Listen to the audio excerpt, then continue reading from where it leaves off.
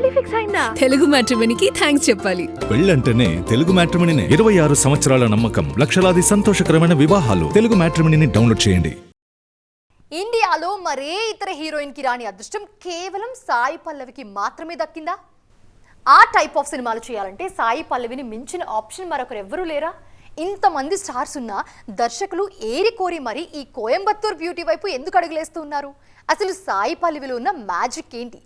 ఏ సినిమాలకు ఈమె best option అవుతున్నారు?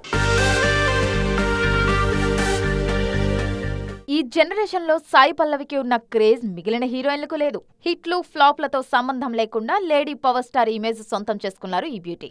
స్క్రీన్ మీద ఎంత పెద్ద హీరో ఉన్నా తన యాక్టింగ్తో వాళ్లను కనబడనీయకుండా చేయడం సాయి పల్లవి స్టైల్.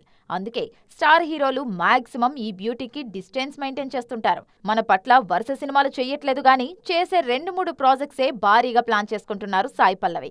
ఈ క్రమంలోనే ఈవెంట్ సినిమాలకు బెస్ట్ ఆప్షన్గా మారిపోతున్నారు.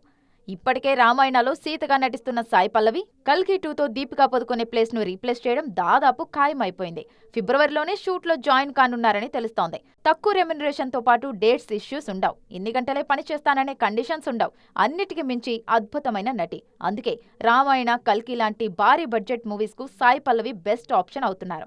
ఇవి హిట్ అయితే అమ్మడి రేంజ్ మరింత పెరగడం ఖాయం. భారీ సినిమాలతో పాటు ధనుష్ తో ఓ కమర్షియల్ సినిమాకు సై అన్నారు సాయి పల్లవి.